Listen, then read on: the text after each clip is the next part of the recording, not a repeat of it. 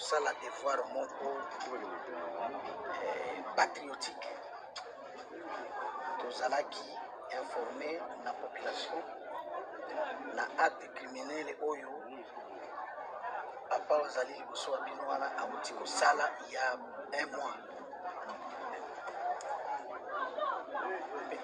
Profiter de l'occasion pour remercier la population de Kinshasa au EPC ba service information et to koti na mosito to komi na résultat oyo awa isika tozali na Mongafu la quartier Tchad na banzi omoni isika tozali ezali na ba périphérie na ba coin na ba recoin de isika tata wazali liboso na biso wana sima ya kozwa motard comme taximen atika ye na ndako toyebi te na mobile nini ekomiki aboma ye mpe akunda ye sans cercueil asala fosse commune na ye asala mpe cimetière na ye. Tala eloko ya mawa wana nde etindi tokita awa mpe toprofite na occasion oyo koyebisa bakinoise na bakino ke bakontinue kokolabore na baservice ya police na ya renseignement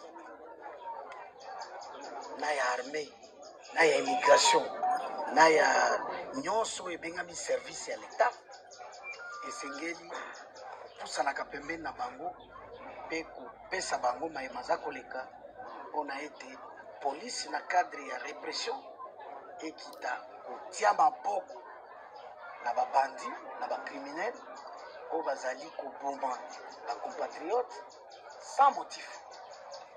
Mwana mobali wana azali na 16 ans oyo alali wana ye azali na une trentaine d'années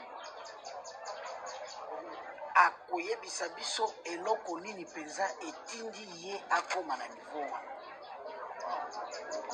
Certainement aza na motivation na ye yango tokola mpona kokoma awa torespecte mibeko tosengaki mikanda ya exhumation mpona ndeko alali wana akende kokundama na bomoto ndenge eza prévu akoma na cimetière epuis azala na kati ya sanduku mpona respect ya bomoto. Tokoki kosaisir mpe occasion mpona koyebisa bakinois base méfier na baapparence kozala ndenge azali wana choriste elakisi te ke akoki kosala infraction te to akoki kozala criminel te.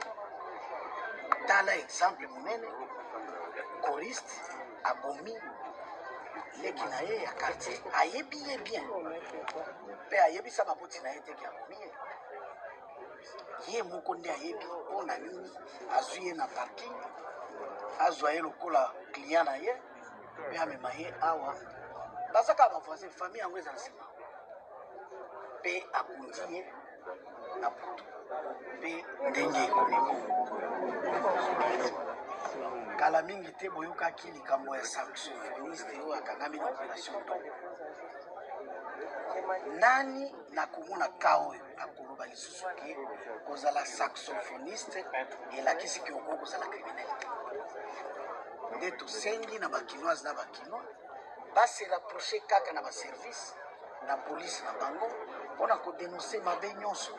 Police azaka na liboma te. Police soko emoni azali kointerpele yo aza na baméthode atangi mpona kosuspecte motu to mpona komona ete motu oyo akoki kozala moto mabe. Tika totuna ye na mituna wana nde tokomaka na makambo kosala mpe confiance na bajuge na bango congolais. Motu wana alekaki na audience publique batiaki batunaki ye mituna mpe apesaki bien azalaki confronté. Mais pourquoi kotia bakinois lokola ke polisi akendaka kaka kokanga bekangaka ntango oza koveikile message ya modele wana ozosunga mboka na nini? Tosengi na bakinoise na bakinois bazala lucide bazonga to réfléchir ndenge nini ya kotambwisa mboka na biso. dans ce quartier pour la unième fois, comme l'a si bien dit le bourgmestre, pour exhumer et chercher à enterrer dans les conditions dignes et prévues par la loi. C'est notre compatriote dont le corps loge dans le cercueil que vous avez là-bas. Derrière nous, on peut bien croire que ce sont des maisons abandonnées, mais c'est à confondre avec des cimetières ou encore des fosses communes. Donc, c'est ça le mobile de notre descente ici. Nous avons épuisé toute la procédure dans cette enquête jusqu'à obtenir de la justice les documents qui nous a autorisé cette opération de tout à l'heure. Le corps sera remis à la famille pour qu'il soit enterré dans les conditions humaines. Nous profitons de cette occasion pour lancer encore une fois un appel aux Quinoises et Quinois de dire que la sécurité est une affaire de tous. C'est grâce à des Congolais aimant leur pays que nous avons eu des informations comme quoi ces corps étaient tués et étaient enterrés ici. Nous profitons toujours de la même occasion pour remercier les Quinoises et Quinois qui apportent l'information nécessaire à la police. Ceci, c'est dans le cadre de la sécurisation des personnes et de leurs biens qui a deux volets, la prévention et la répression. Là, nous sommes déjà au niveau de la répression. Lorsqu'on a appréhendé ces messieurs, il sera déféré à la justice. Nous sollicitons encore cette collaboration et lançons un appel d'éveil que les Quinoises et Quinois cessent de se laisser distraire par des réseaux sociaux, par des pratiques qui, au fait, visent le sabotage de l'image de la République. On vous a présenté les criminels. Vous sentez qu'il est choriste d'une église. Il a un rôle, c'est un chrétien. C'est un chrétien. Mais il y a peu, vous avez suivi toujours les mêmes réseaux, critiquer l'arrestation d'un saxophoniste. Mais aujourd'hui, je pense que c'est lorsqu'on dit, on doit dire que le Gouta est un ascenseur, vérité et un escalier péco. J'appelle encore les Quinoises et Quinois à faire confiance à ses services, à sa justice.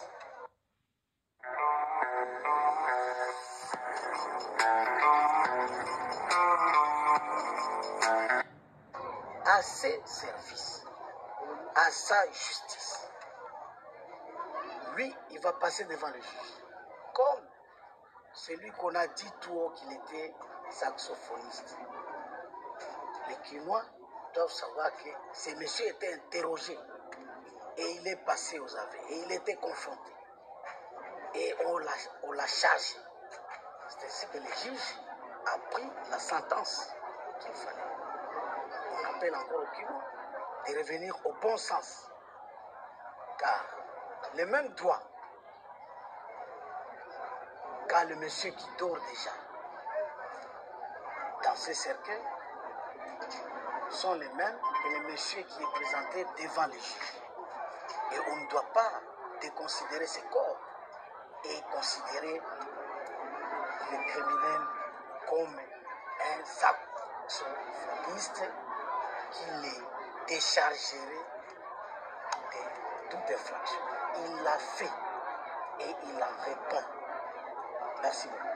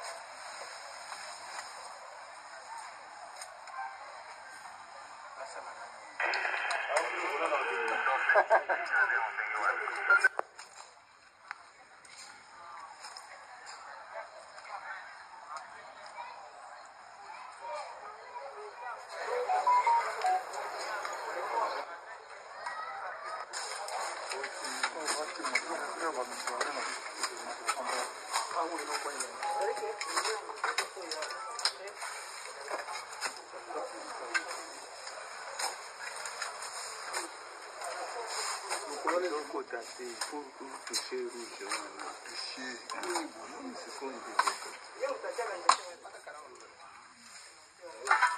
donc là il mona na kiwana bomba to cha wote wani reference ko le mona na